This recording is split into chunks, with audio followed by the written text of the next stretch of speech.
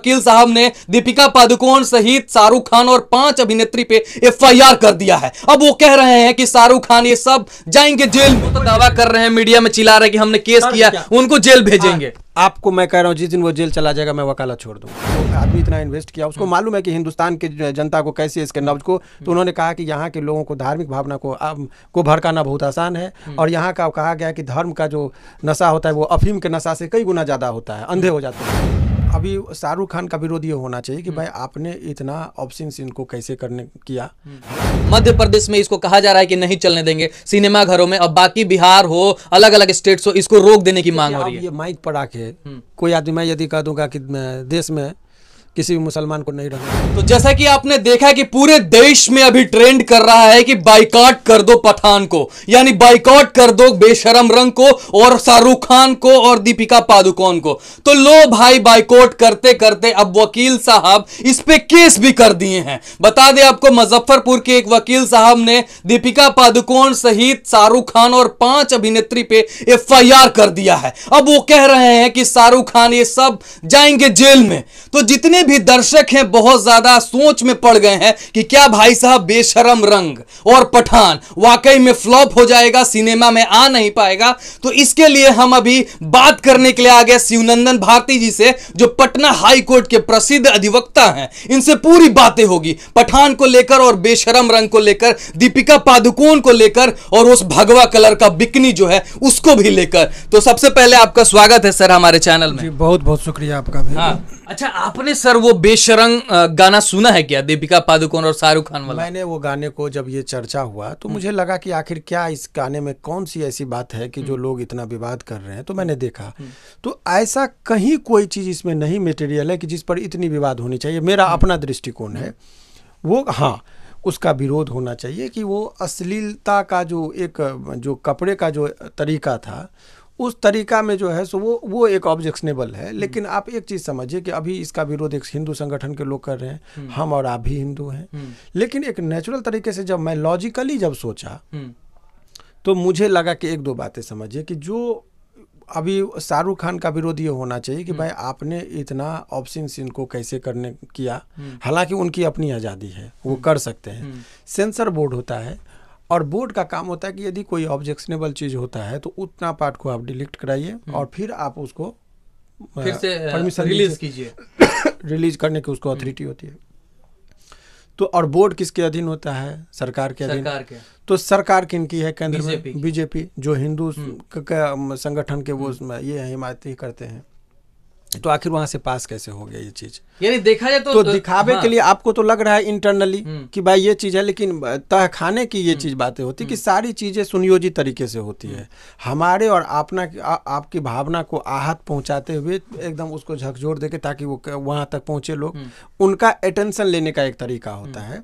और अटेंशन लेने के दौरान ये लोग सोचते हैं कि मैं किस तरीके से करूं कि लोग सिनेमा हॉल तक पहुंचे या यूट्यूब या फेसबुक के माध्यम से इस गाने को कैसे अधिक से अधिक दर्शक देखे। तो इस पूरे प्रकरण में जो डायरेक्टर हैं, हीरो हैं, वो पूरी तरह से सफल हो चुके हैं और इनसे उनको लाभ ही है, नुकसान का कोई सवाल ही नहीं है।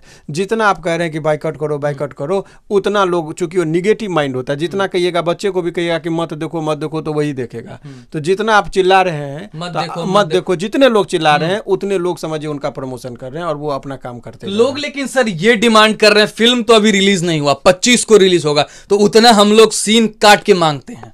आप एक चीज जान लीजिए, हो गया 5 मिनट का सीन भी उसका कट गया तो ये डायरेक्टर को बेनिफिट हो गया, प्रोड्यूसर को बेनिफिट, यानी जो वो खेला खेल रहा था वो खेल गया। जितना सिनेमा से नहीं कमाता उतना उस गाने से कमा लिया है वो। हाँ। उस पर कॉपी आप जानते ही हैं। वो आप देखिए उसका जब डाटा निकाले कितने मिलियंस में लोग देख चुके हैं। तो जितना उस पिक्चर को लोग देखता उतना लोग वो चीज देख लिया।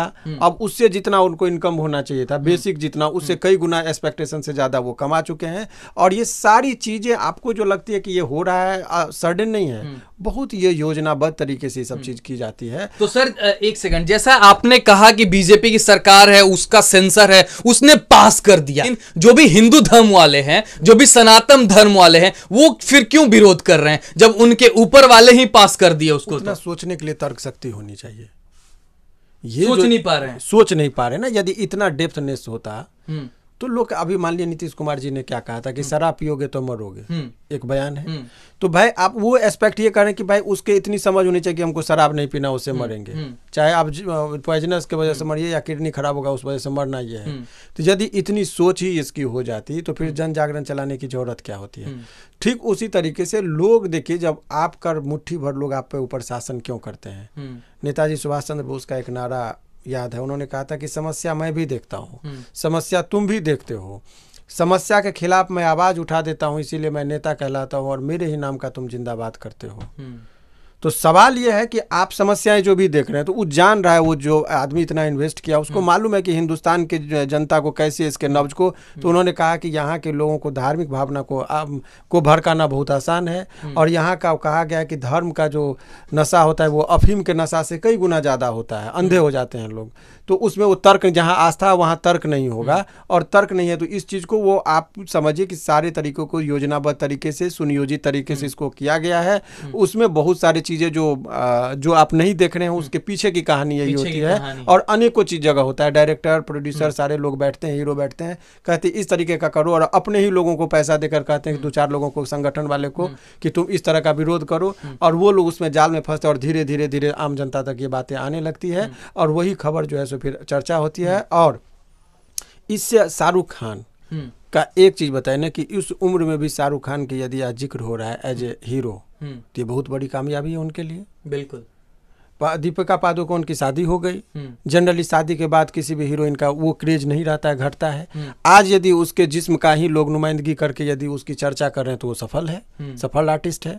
तो यदि जितना आप कह रहे हैं कि बहिष्कार करो, उतना आप समझिए कि उसका समर्थन कर रहे हैं, और उस चीज में वो सफल हो भी गए हैं। इसीलिए हमारे और आपके कह देने से कुछ नहीं होने वाला है। अच्छा सर, आप भी एक वकील है, और आपके जैसा एक वकील ने इस पे केस कर दिया, आप कहां तक सोचते हैं कि इस पे वो केस करके क्या दर्शाना चाहते हैं? केस करना, किसी भी चीज पर आप केस कर सकते हैं।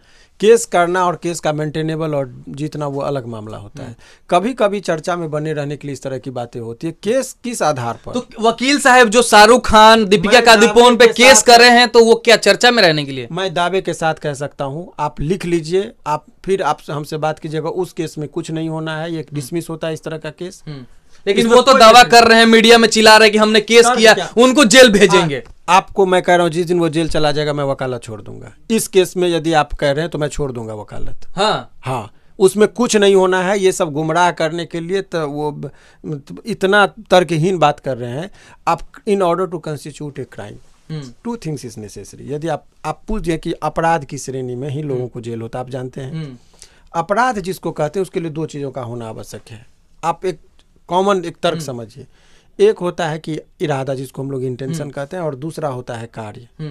हम लोग के लीगल टर्म है एक्टस नॉन फेसिट नेसेसिटी एरिया, माने act itself does not commits a crime unless it is accompanied with the guilty mind. Hindi में समझिए कि कोई कार्य अपने आप में अपराध नहीं है जब तक कि वो दुर्भावना से ना किया गया हो। आप समझिए, गलत विचार से ना किया गया। तो दुर्भावना, तो 2 चीज कि मान लीजिए वो बिकनी को पहनाया, आपने भी गाने को जाके देखिए, कहीं लग रहा है कि डायरेक्टर का इरादा है कि धार्मिक भावना को ठेस पहुंचाना, कहीं वहाँ धर्म की बात है, न भगवान का, न भक्त का, न रिलीजन का, कहीं कोई जिक्र नहीं है। तो केवल मैंने कलर पहना दिया उस रंग का, तो क्या हम भगवा कलर का बहुत पूजा करते हैं? एक मूर्ति का आकरण हम लोग देते हैं, हम लोग आकार को पूजते हैं। तो आकार को, तो वहां पर कहीं उसका इरादा ये नहीं कि धार्मिक भावना को पहुंचा। बेवजह लोग चर्चा में बने रहने के लिए कर सकते हैं, अनेकों लाखों केस डिसमिस होता है। तो ये सब भी डिसमिसल का केस कर देना, वो देखिए यही दर्शाता है, ये दर्शाता है कि अनेकों बहुत सारे लोग हैं हर चीज में, हर फील्ड में। कुछ खास ही लोग अपना पहचान क्यों बना पाते हैं? क्योंकि वो लोगों से अलग सोचते हैं, उनके पास अपनी तर्क शक्ति होती है। तो वो वकील साहब का अपना एक तर्क है कि भाई चर्चा में तो हुआ, तो वो भी सफल हो गए। केस में क्या अंजाम होगा उसको मत देखिए, लेकिन वकील साहब की काबिलियत को तो दाद दीजिएगा कि केस करके चर्चा में आ गया। चर्चा उनका भी काम हो गया है। अब जो लोग नहीं भी देखना चाह रहे थे पिक्चर को, जैसे मैं नहीं सुनना, मुझे मालूम भी नहीं था, लेकिन देखे कि क्या बात है कि भाई ये बेशरम रंग का चर्च हो रहा है। तो जब मैं देखा तो मैं देखा कि भाई इसमें चर्चा के साथ इसमें जो है चर्च और सर्च बहुत ज़्यादा है। तो सर्च है तो चर्च, पहले चर्च हुआ तो सर्च हुआ तो उसको बेनिफिट मिल गया, करोड़ों अरबों रुपया का उसको बेनिफिट मिल चुका है। अच्छा सर, देखा जाए तो इसको मध्य प्रदेश में इसको कहा जा रहा है कि नहीं चलने देंगे सिनेमा घरों में, अब बाकी बिहार हो, अलग अलग स्टेट्स हो, इसको रोक देने की मांग हो रही है। ये माइक पर आके कोई आदमी, मैं यदि कह दूंगा कि देश में किसी भी मुसलमान को नहीं रहने दूं तो मेरे इस बयान का क्या महत्व होगा, मेरे पास क्या कोई अथॉरिटी है? तो ये जब कोई घोषणा की जाती है तो किस व्यक्ति के द्वारा किया गया, उसके पास क्या शक्ति है, उसको आप तब ना ये चर्चा का विषय होना चाहिए। अभी कोई एक आम जनता यदि कुछ अनाप शनाप बयान दे दे कि मैं चाइना पर हमला करने जा रहा हूँ तो चाइना डर जाएगी क्या? भाई भारत सरकार यदि इस तरह का कोई स्टेप ले रही है, घोषणा करिए, तब उस पर वो संज्ञान भी लेंगे। लेकिन एक आधना सा कोई व्यक्ति यदि कोई घोषणा कर रहा है और उस पर हम और आप जिक्र कर रहे हैं तो ये फिर हम लोग भी उसी लेवल में बात करने चले जाते हैं जिस लेवल में हम लोग को नहीं जाना चाहिए। अच्छा सर, आपसे एक सवाल है मेरा, इतने लोग बाइकआउट कर रहे हैं, पूरे भारत में हो रहा है बाइकआउट, एकदम मतलब लेवल ऊपर ही चला गया है बाइकआउट का, बेशरम रंग का, ट्विटर वगैरह हर जगह जहां खोलिए वहां बाइकआउट बाइकआउट बाइकआउट। आपके दृष्टिकोण से लगता है कि चाहे कितना भी लोग बुत्ता लगा ले इस बाइकआउट करने में, फिल्म को बैन करने के लिए, यानी सिनेमा घर में नहीं आने के लिए, सक्सेस हो पाएगा? देखिए, आपको बता दें कि जब पूरे तह तक जाएंगे शुरुआती दौर में, इसमें पूरा डायरेक्टर, प्रोड्यूसर, इन लोग का अनेक कितना लाख रुपया खर्च है इस चीज का, इस मार्केट में इस चीज को। नहीं सर, हम आपसे सिर्फ सीधा यही जानना चाहते हैं, पूरे लोग लग गए हैं, हिंदुवादी लोग, क्या इस फिल्म को बंद किया जाएगा, सिनेमा घर में नहीं आने दिया जाएगा? कि माने कानूनी रूप से किसी की इतनी कुव्वत नहीं है कि इस पिक्चर को रोक सकता है। आप जान लीजिए वो सत्य है और इसको मानना पड़ेगा आपको, और आप भी हैं, मैं भी हूँ। आप देखिएगा इस सिनेमा हॉल में रिलीज भी होगा और ये सिनेमा बहुत ज़्यादा हिट भी करेगा, क्योंकि जो डायरेक्टर और प्रोड्यूसर और आर्टिस्ट जो इस सिनेमा में चाहते थे उनको प्रमोशन मिल चुका है। जितने लोग गला फाड़ रहे हैं रोड पे, उनका क्या होगा? उनका देखिए, बहुत सारे लोग शुरुआती दौर में वो खुद वो पैसा खाए हुए हैं, इसीलिए चिल्ला रहे हैं। संगठन के टॉप लेवल पे, बॉटम की बात मैं नहीं कर रहा हूँ, क्योंकि उन लोगों को बैठा के देता कि भाई तुम चर्चा करो, विरोध करो, कई जगह आप देखेंगे इस तरह का होता है। और वहाँ पर से ही वो कहानी, स्टोरी, एक हवा तैयार होती है जो पूरे हिंदुस्तान में चलती है, और उसका क्या उद्देश्य है कि भाई ज़्यादा से ज़्यादा लोग मेरे इस सिनेमा के बारे में जान जाए कि पठान कोई पिक्चर है। कितने लोग जानते थे यदि चर्चा नहीं होती तो ये विवाद क्रिएट किया गया है डायरेक्टर और प्रोड्यूसर के द्वारा ही, जिसके शिकार जो है सो हिंदू संगठन हो चुके हैं। इसीलिए आप जान लीजिए कि किसी की कोई ताकत नहीं है कि इसको रोकेगा। ये सिनेमा रिलीज भी होगी और वो बिजनेस कर चुकी है, करने के बाद ट्रेलर पर जब इतना बिजनेस कर चुकी है तो अब उसको पिक्चर चले नहीं चले उससे बहुत ज्यादा कोई फर्क नहीं पड़ने वाला है। हाल आप क्या सोचते हैं बेशरम रंग के बारे में, कमेंट में जरूर लिख दीजिएगा। तब तक के लिए आपका बहुत बहुत धन्यवाद। जय हिंद, जय भारत।